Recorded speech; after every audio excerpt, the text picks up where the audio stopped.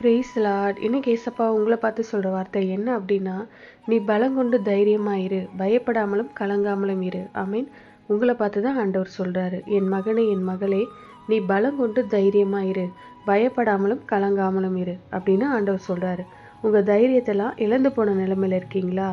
ஏதோ ஒரு காரியத்தில் நீங்கள் ரொம்ப தைரியமாக இருந்தீங்க, ஆனால் இப்போ சூழ்நிலை மாற மாற உங்கள் தைரியத்தெல்லாம் இழந்து ஒரு பயம் உள்ளத்தில் வர ஆரம்பிச்சிருக்கா? உங்களை குறித்து, உங்கள் குடும்பத்தை குறித்து, உங்களுடைய தேவைகளை குறித்து, சூழ்நிலைகளை குறித்து ரொம்ப தைரியமாக இருந்தீங்க முன்னாடியெல்லாம். ஆனால் இப்போ உங்கள் தைரியம் குறைஞ்சிட்டே வருதா? உள்ளத்தின் ஆழத்தில் உங்களுக்கு கரக்கம் வருது. ஆண்டவர் சொல்கிறாரு, என் மகனே என் மகளே, நீ பலங்கொண்டு தைரியமாயிரு. ஏன்னா உன் தைரியத்தை இழக்க செய்வது தான் சாத்தானுடைய பெரிய திட்டமே. உங்களுடைய தைரியத்தை இழக்க செய்து பயத்தை உண்டாக்கிட்டா உங்களை மேற்கொள்ள முடியும்னு பிசாசுக்கு நல்லாவே தெரியும். அதனால தான் உங்கள் தைரியத்தை கொஞ்சம் கொஞ்சமாக இழக்க செய்யணுன்றக்காக அவன் சூழ்நிலைகள்லாம் உருவாக்கி கொண்டு இருக்கிறான்.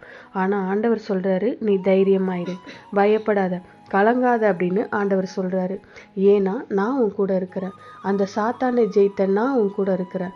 அவன் உனக்கு விரோதமாக என்ன வேணுனாலும் பண்ணட்டும், ஆனால் நான் உன் கூட இருக்கிறேன்ல.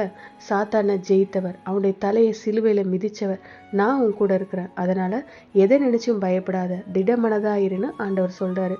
நீங்கள் பயந்துட்டீங்க அப்படின்னா சத்துரு உங்களை ஜெயிச்சிடுவான். உங்கள் தைரியத்தை நீங்கள் இழந்துட்டீங்கன்னா அவன் உங்களை ஈஸியாக மேற்கொண்டுருவான். அதனால தான் ஆண்டவர் சொல்கிறாரு, உன் தைரியத்தை விட்டுறாத, தைரியமாக இருன்னு சொல்கிறாரு. ஜெபிக்கலாமா? எங்கள் நல்ல தகப்பனே, அப்பா, நீங்கள் என்ன தைரியப்படுத்துகிறீங்க, பலப்படுத்துகிறீங்க. அதனால் நான் தைரியமாக இருப்பேன். எதை நினச்சி கலங்க மாட்டேன், பயப்பட மாட்டேன். நீங்கள் என் கூட இருப்பதற்காய் ஸ்தோத்திரம். எனக்கு தைரியம் கொடுப்பதற்காய், பலப்படுத்துவதற்காய், ஜெயம் கொடுப்பதற்காய் உம்மை ஸ்தோதரிக்கிறேன். இயேசுவின் நாமத்தில் ஜெபிக்கிறோம் பிதாவே. ஆமீன்.